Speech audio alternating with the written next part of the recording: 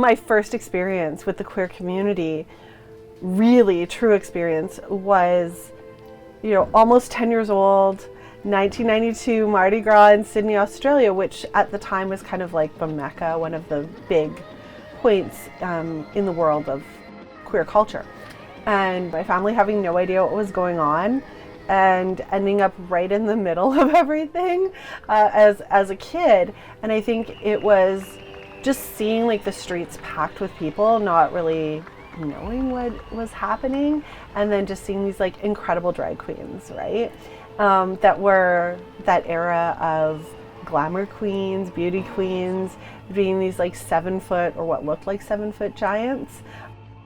Giant Barbies in their heels, their pink dresses, their big wigs, the giant colorful jewelry, like running down the street and just thinking that they were like the most beautiful thing I had ever seen. The first time that I heard the term LGBTQ was definitely like a long time ago, probably around when I was in like high school or probably graduated, so about like 2013. My exposure to queerness was really limited for the first part of my life. But I also grew up during the AIDS crisis, so there were always kinds of conversations happening around about people who were gay, and my understanding was really limited until later in my life. So my first relationship was a lesbian relationship, but I didn't know the term lesbian back then. I just knew I really liked this person and that I wanted to be with this person. And this was in elementary school, and we dated from, I think, around grade 4 to, I want to say, grade 8, or maybe the middle of grade 9. And it wasn't until we went into middle school, junior high, where people started to look at us a little bit weirdly. Still, I never knew the term lesbian or LGBTQ then yet. I just knew I was in a relationship with somebody. And then this person, her name was Nerys. Nerys eventually told my mom, because she wanted to be invited to family gatherings and stuff as my girlfriend. She eventually told my mother we were dating, and my mom and dad did not react very good. I was really in the mindset of like, oh, gender, it's a big old faff and like no one cares about it, or everyone cares about it too much and everyone should just be like neutral about it. And then it was kind of like looking back on that prompted me to be like, well, maybe actually that's me feeling that, and like that says something about me more than it says something about society as a whole. There's a big presence of it here. I mean, we literally have the Pride Corner, which birthed out of having a street preacher on White Ave constantly harassing the people on that corner. And we had a protest there all of the time, and then the city decided, these people are here all the time, and we're gonna paint the road for them, and we're gonna even put up a sign on White Ave that says, marking this the Pride Corner. I think about, experiencing, Sydney Pride as a child, and then coming of age in Alberta, and I came of age like in 2000, and seeing all of these things happen, seeing the way in which like Pride Fest in Edmonton evolved, the way that our rights evolved. In my lifetime, we got the right for same-sex marriage. There was the Vreen versus Alberta case where, our rights are protected as queer employees. All these things happened within my young adult years that I think took for granted that we would just keep progressing. There are cities still in Alberta, towns still in Alberta, that when they get the rainbow crosswalks, they get oil spilled on them, or residents will go overnight and paint those streets over. But here in Edmonton, we have it so proudly declared, and a corner declared for us on White Ave, the busiest street in the city, I'd say. And it's still there years after. I think that's really important.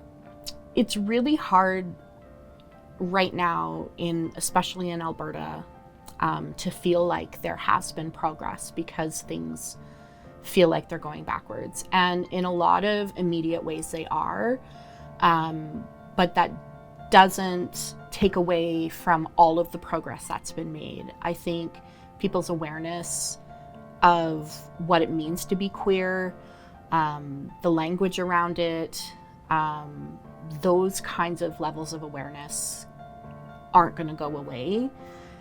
People might vary in how they relate to it, but the fact is that we have younger generations who are very, very secure in their identities and their visions for what the communities that they want to live in. that that can't be taken away. Actually, we gotta do it ourselves, okay? We gotta get together, organize this stuff ourselves. Ain't nobody doing it for us. We gotta just bite the bullet, do it our damn selves, okay? It sucks, but we gotta do it.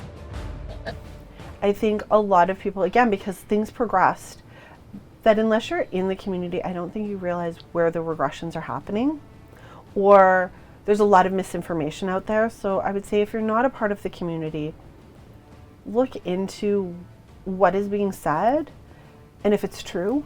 We just gotta organize and find a place. Could be the library.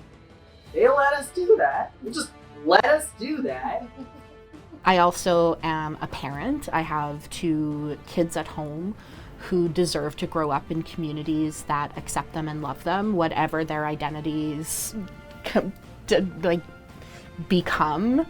I never want them to question that there's a place for them to belong. We can just organize and actually go to the place when we say that we'll go to the place. And we can just do stuff. Like, there's a lot of misinformation being spread. And if you are supportive, you love somebody who is queer or trans, please learn how you can support them, what you can do to protect their rights. Now is crucial for allies to show up, because it is really hard to fight for your rights when you're under attack. Another big thing that allies can do is really work on accountability, how they hold themselves accountable and how they hold others around them accountable for what they think, say, and do. So taking on like personal advocacy for their queer community members, family members, etc. So, and always being committed to learning more, which is hard work, but it's the only way that we're going to be able to move forward. Pride Week is always just this really exciting time that we get to collaborate, right, with folks on campus, folks off of campus, students, and I think there's always just this like great buzz of everybody wanting to be involved, everybody wanting to do things. And this year in particular, Pride Week, the theme was queer realities, which was also like kind of our theme for programming this year. And looking at that space that exists between and also with both like joy and rage. Especially I noticed during the march at the beginning of the Pride Week, it's almost like people are surprised to see how many people just are queer on campus. I think a lot of the student population thinks there's maybe 4 of us, or like the 5 of us that they see all the time walking into the queer spaces. But when there's that big of a presence and they see even faculty, professors, and like other members coming from the community, from other colleges and universities as well, that really helped, I feel like, our campus population open their eyes. And like, it's incredibly important because when you think Canada, we're in Canada, we're extremely lucky to even be able to have these events on campus. In these states, in Europe, in other countries, they don't have this. They're not even allowed to talk about stuff, plan these types of events. And as we were talking about what does it mean to be queer in Alberta in 2025, it was this idea of like, yeah, exploring queer realities. What does it really mean now? And then sometimes we take that theme into Pride Week, and this year we were like, yeah, that fits, and let's explore this like space between joy and rage.